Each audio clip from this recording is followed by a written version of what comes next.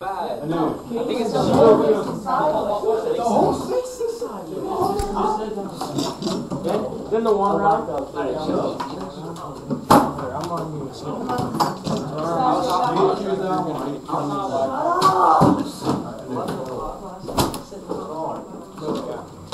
All right, so yesterday we were reviewing maxes and mins, kind of different types. We had relative versus absolute, and that was eventually leading us into the extreme value theorem. Can someone kind of abbreviate or condense or just summarize what that was from yesterday? Extreme value theorem.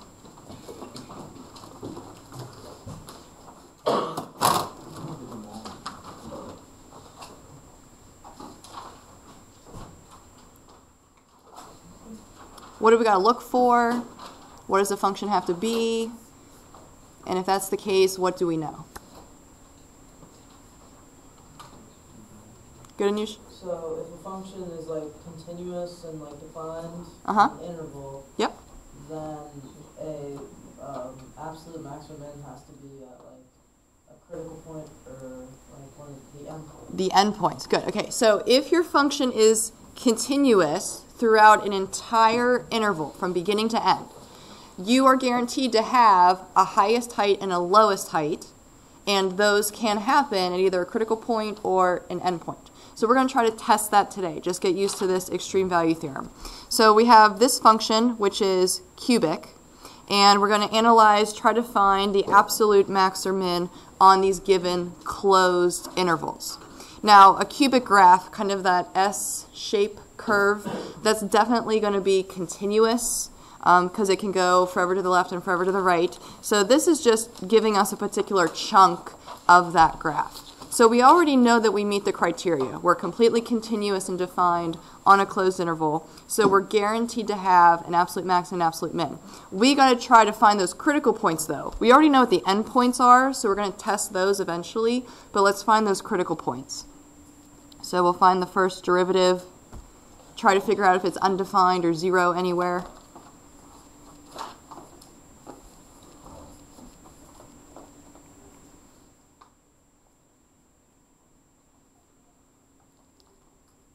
We have a quadratic. Is that going to be undefined anywhere? No. Good U-shaped graph. Let's go ahead and set equal to 0. How do you want to solve for x? Factor. Okay, so x squared plus 4 plus 3. Can we keep factoring?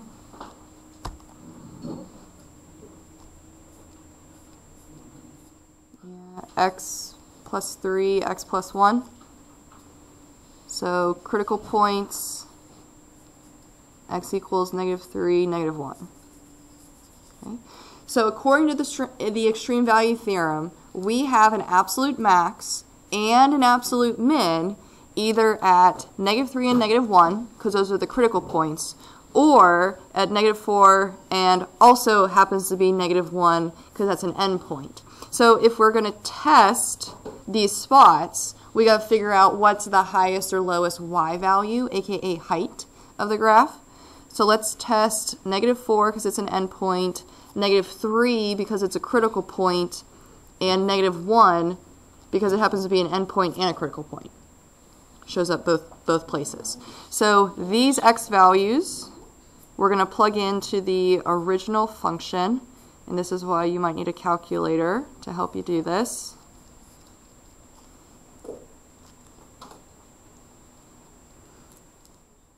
At least for speed purposes, might go a little quicker.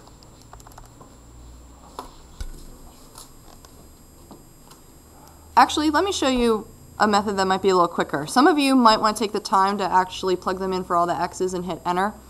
If you graph the function,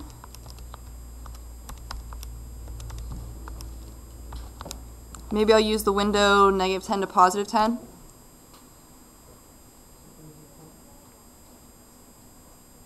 If you graph it and immediately hit trace, that little cursor will pop up. You can simply type in -4 and your calculator will assume that you mean an x value.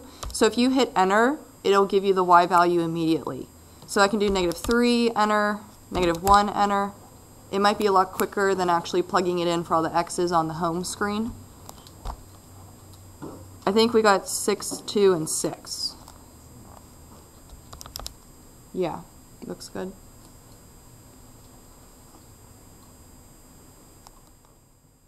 All right, so based off of these 3 possibilities, we should be able to label where the absolute max is and the absolute min.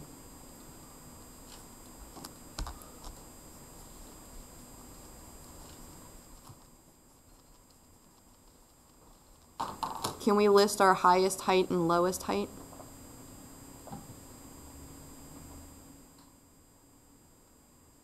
What do you think, Austin? F of -3 is the min.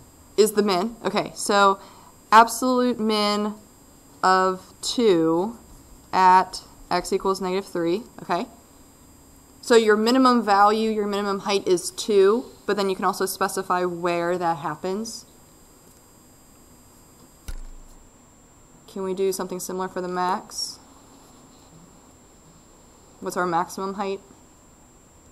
6 at x equals -4 and -1. Okay, so you do have a highest height, but you reach it kind of 2 times. Okay, we have 2 locations.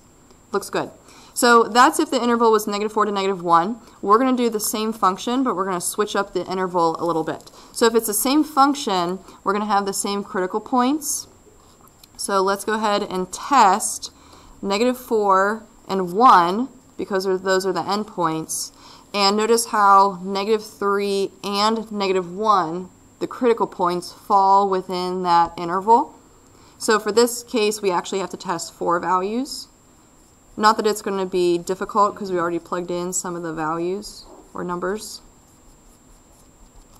We already know we get 6, 2, and 6.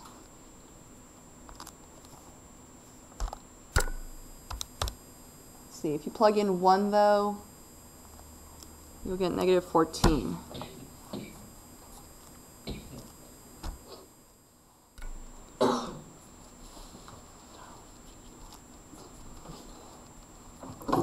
Okay, so extreme value theorem, we're guaranteed to have a highest height and a lowest height.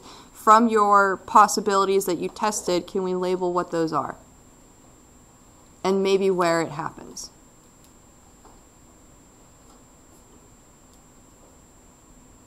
Good, Austin? The absolute max is 6, and it happens at -4 and -1. Okay, so it happens to be the same as the previous interval. Good. And then the minimum Yeah. is -14, Okay, and that happens at 1. at x equals 1. Good.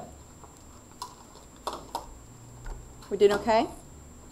Okay, these are actually the same results that we did yesterday on the graph page, the previous page. This one we just did by hand using calculus. So instead of having a physical picture to go off of, okay, notice how we didn't necessarily have to use our calculator, we just did it for time purposes. You could have plugged in -4 and eventually got 6, but this just makes it go a little quicker. So these can be non-calculator type questions, because we can simply plug in 1 and see what we get. Okay, but in this case we just use it for speed. What we do have to be careful of is when we can apply this extreme value theorem and when we cannot. So we're going to take a look at certain conditions that have to be met. And if you think about the definition or theorem that we went over yesterday, our conditions were that the function had to be completely defined and continuous on a closed interval. So if neither one of those is true, then we are not guaranteed to have a highest height and a lowest height. There might be, but we're just not guaranteed that it actually does happen. So we're going to take the time just to check to see if these 3 functions happen to fit that description or those criteria on this interval. Now notice how the interval is closed because we have those bars. So closed interval is a check. Okay, that's one of the criteria. So what we basically got to figure out is, are these functions completely defined and continuous between -5 and 0? What about h? Can you think of a number between -5 and 0 that if you tried to plug it in, it wouldn't work? -3. -3, why? vertical asymptote, okay? It makes the bottom 0 but not the top, so that number over 0, vertical asymptote.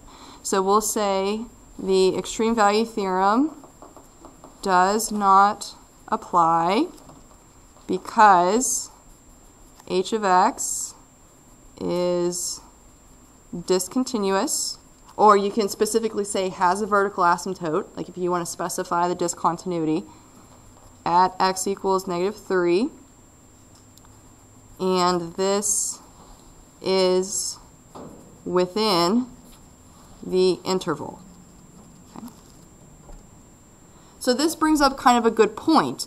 If our interval was from 0 to +5, notice how this discontinuity would not be an issue then, because it's happening outside of the interval. So we have to make sure that the function as well as the interval are taken into consideration, okay, together. What about g of x? Can you think of a number that you, between -5 and 0, that you would plug in and wouldn't work? Why?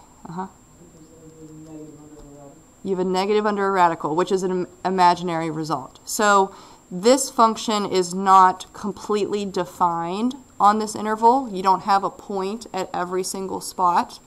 So we'll say the extreme value theorem does not apply because g of x is not completely defined on the interval. Maybe, for example, you can say x equals -1.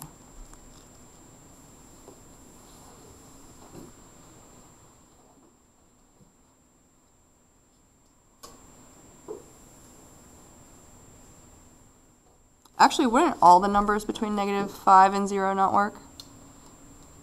Yeah, okay, so you technically don't even have a graph there within -5 and 0, so we're not defined. Looks good. What about the last one? Natural log. Can you think of a number between -5 and 0 that you would not be able to plug in? It wouldn't work? Could you stop, Christian? I answered. I answered the question. So he wants to answer. Let's do.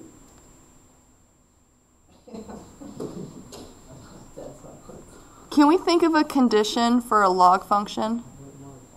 Yeah? If it's like natural log of 0, that doesn't really work. 0 is the cutoff. Okay, so natural log of 0 definitely doesn't work, and then anything less than 0, meaning negative, doesn't work. Okay, so it has to be positive. The inside of a natural log has to be positive. So if you plug in -5, the inside would be 2. If you plug in 0, inside would be 7. Anything in between that would be fine. Okay, so we can say the extreme value theorem does apply because f of x is completely defined and continuous. Okay, a natural log graph doesn't have any holes or jumps or asymptotes on the interval. Okay, so before you get in the habit of immediately finding those critical points and testing those endpoints, first check to see if you can even do that. Okay, don't get too far ahead of the game, because you might not realize until you get deep into the math that there isn't an absolute max or min. And you could have easily identified that by looking at if it's continuous and defined. So don't jump the gun, kind of moral of the story. Okay, let's go ahead and try some. All right, a little bit more formal in this case. So they're just going to give us an equation, an interval, and then it's up to us to determine does the extreme value theorem apply, and if it does, can we find those absolute maxes and mins? So cubic graph, closed interval, are we completely defined and continuous? Definitely. Okay, so f of x completely defined and continuous. Check. All right, so the extreme value theorem guarantees that we have a highest height and a lowest height. And those could happen at an endpoint or a critical point. So let's go ahead and find those values that we have to test. First derivative, 3x squared minus 4x minus 3. Quadratic function is not undefined anywhere, so we're good with that part. If we set it equal to 0,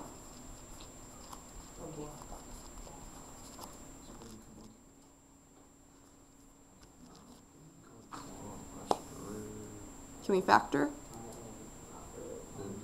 No. You could try. You'd have to do 3 times negative 3. B would be negative 4. There aren't any numbers that multiply to negative 3 or add to negative 4. So factoring is not an option. And we have a quadratic. No. Yes. No. Yes. Oh, wait a second. What are we doing? Oh, wow. Quadratic formula. No. Yep. Take a break. You just like graph it. Let's just forget about that. You want to graph it? Yeah. Okay. Maybe we'll do a shortcut. Realize, though, quadratic formula would be a way to do it algebraically, okay, mathematically. What we could do is graph it.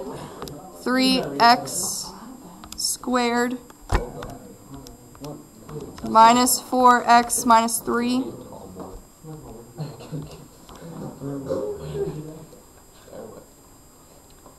All right, so we want to find where that is 0.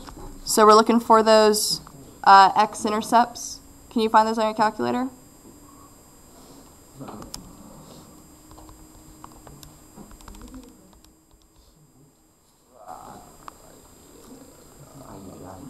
All right, I got x equals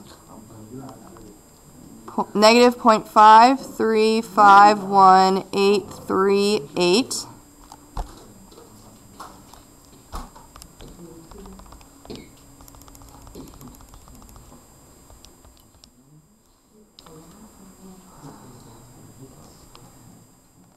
And, oh, no. Oh, that brings up a good point. Round error. Yep. Okay. I know we round to 4 digits, or you can round or truncate, but that's your final answer. Okay? So if you have to use other values to figure out your final answer, you cannot and should not round those. Okay, so it's 4 decimals for your final answer. So you have to go all the way out. As many decimals as your calculator will give you. Okay, can we get those on a calculator? Critical point? All right, so we're going to test negative 1, the 2 critical points, and then 3. Okay, I'm going to show you a shortcut on your calculator. Do you guys know how to store on your calculator? No. No? What? Store. Okay. There's a store button. Okay. Store meaning like collect or house. Okay. So if you type in negative 0.5351838, the store button is right above on. It has a STO with an arrow. If you hit store, a little arrow is going to pop up on your screen, and you can choose a letter that you would like to store that value as. So maybe we'll choose A. On my calculator, it's green, so you'd have to hit the green button first. So we're going to take this number and assign it the letter A. Okay, make sure you hit enter so that the calculator actually stores the value. We're going to do the same thing for the other value. Maybe we'll store that one as B. That's nice for coffees. Yeah. Okay. So on your paper, I'm going to write down A and B. That way I can just write those in my function notation.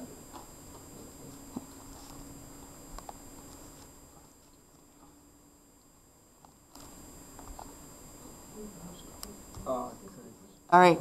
We can do this fairly quickly. If we type in the original function and hit graph, we can use that trace command to pop out the answers. So hit trace, We'll type in -1. Looks like we get -2. Okay. Hit trace, and now we're going to hit alpha A. It'll bring up A on your calculator, and you hit enter. So it has that A value stored, and it'll give you your Y value. You still gotta type it in once though, so how much time is it? Yes. Well, here's the thing. Well, So I guess if you have you could do that, or you can do A to the third minus 2A squared minus 3A minus 2 on your home screen, and it'll give you the same answer. So instead of typing in this decimal in every spot, it's just a quicker way to get it. no question. All right? Maybe we'll do the same thing for B. So I'm going to change B, B, B. Answer. Negative 8.0646. Maybe I'll go back and change these to 3.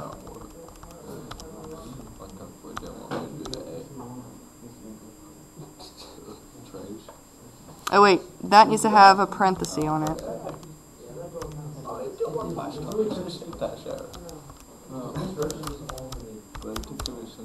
We got 7. You forgot the 2. Did I forget the 2? Oh, there. Thank you.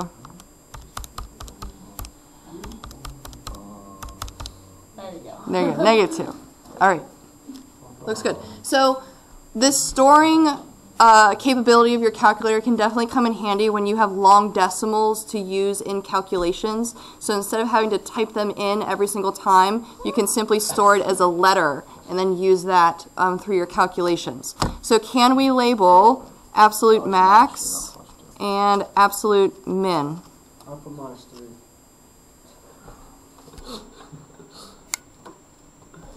Absolute max. The max is -1.12058.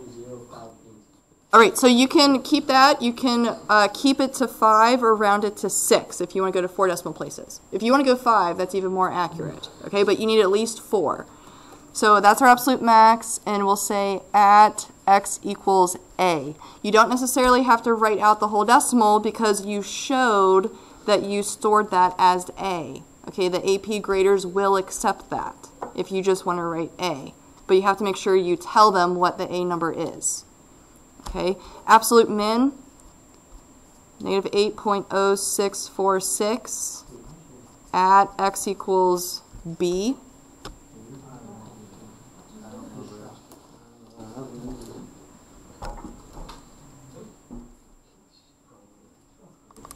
So far, so good? All right, let's try 2. So sine squared plus cosine, closed interval, okay, we have those bars. Is g of x completely defined and continuous? Yeah, because we're dealing with waves kind of manipulated together, so definitely. Completely defined and continuous. On a closed interval. Okay, check. So that means we're guaranteed to have an absolute max and an absolute min. Let's go ahead and find where those are. So derivative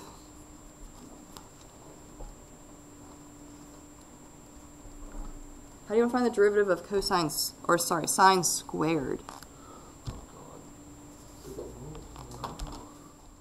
Maybe if I rewrite it like this, it'll help. Chain. Bring down the 2. Keep the inside. New power would be 1 times derivative of the inside, cosine x. Okay. Then we got to add the derivative of cosine, negative sine. Okay.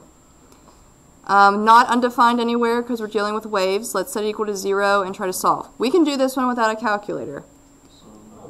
Both terms have a sign in common, so we can factor that out. We'll be left with 2 cosine x minus 1. So if we look at sine of x and think about where that is 0 on our unit circle, where does sine have a value of 0? 0 and pi. 0, pi, and 2 pi at the beginning. Okay. Now, if we look at this other case, where is 2 cosine minus 1 equal to 0? You can add the 1 over, divide the 2. So we really got to think about, where does cosine have a value of a half? You may need to reference a unit circle to help you with this one. Page 10, by the way. Can we find them?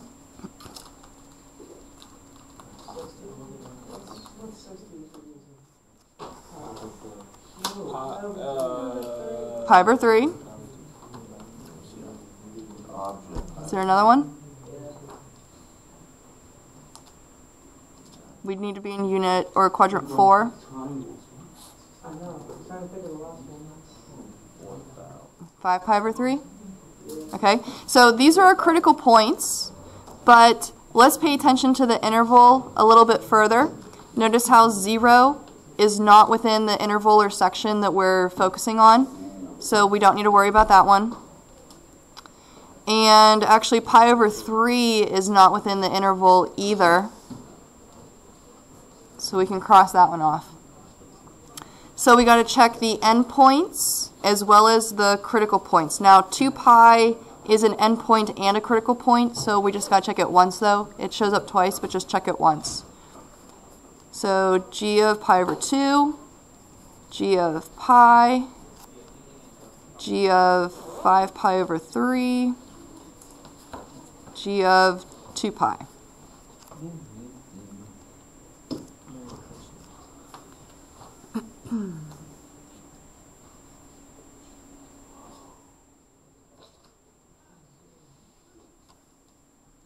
All right, let's see. Sine of pi over 2 is 1.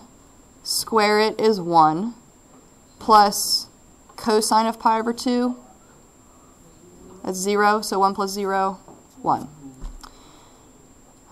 Sine of pi, 0. Square it, still 0.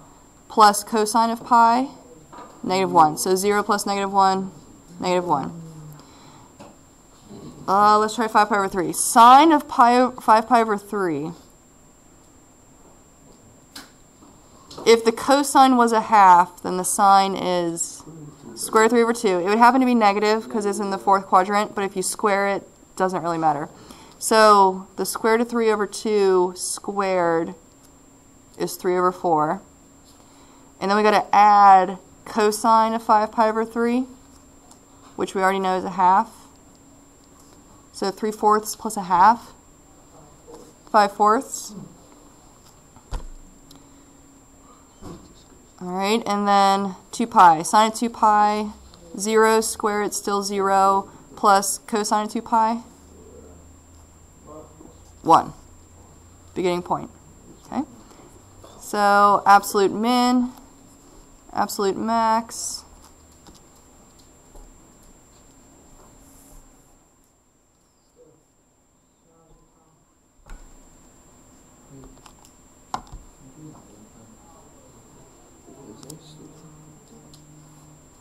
Let's see, absolute min, negative 1 at x equals pi.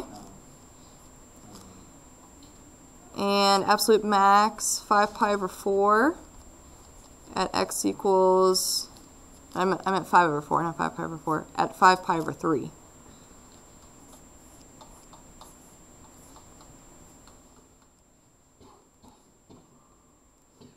No calculator on that one.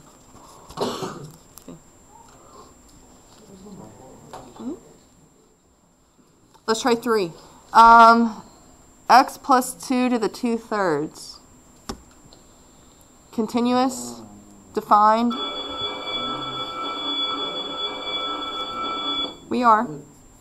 F of x, completely defined and continuous.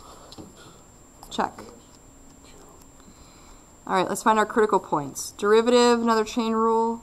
Bring down the 2/3. New power, negative 1/3. Times derivative of the inside. 1, doesn't matter. Okay, clean it up. 2 over 3 times the cubed root of x plus 2. Is this derivative undefined anywhere? Yeah, where? -2. Okay, that's a critical point where derivative is undefined. If we were to set the derivative equal to 0, could we gain any more critical points? If you multiplied the denominator over, you'd have 0 equals 2, and that's not the case.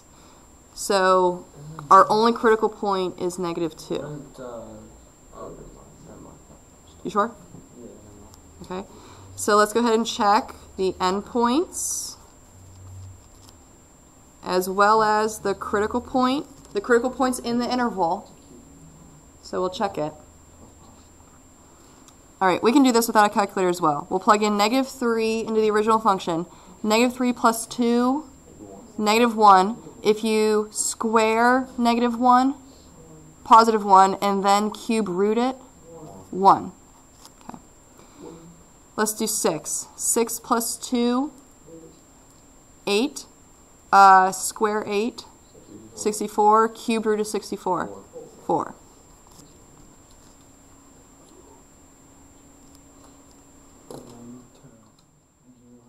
All right. -2 plus 2, 0. 0 to anything is 0. Okay. So absolute max, absolute min. Max is 4 at x equals 6. Min is 0 at x equals -2. Nice. There we go. No calculator on that one either. 0. All right, let's check 4. Are we completely defined and continuous? No. Why not? Because. Now you sound like you're a father, right? Because I said so, right? Why not? Because you can't have a negative natural log. H of x is not completely defined.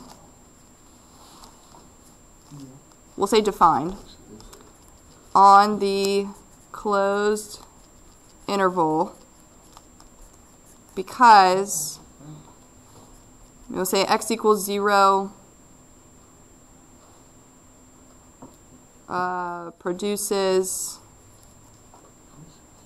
a negative value within the natural log, okay, which you can't do. So if that's the case, we'll say the extreme value theorem does not apply. We are not guaranteed an absolute max and an absolute min. There could be, okay, if we graphed it, we might have a highest height and lowest height somewhere, but we're not guaranteed that there is one. So we're not even going to bother to check. Okay, you could, but they're just asking us about the extreme value theorem. How are we doing? Pretty good? Okay. We'll stop there. That's the end of our first section. Reminder tomorrow to bring in your food if you said you'd be able to.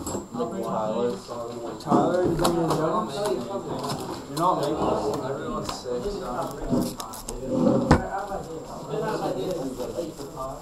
Megan, you got donuts?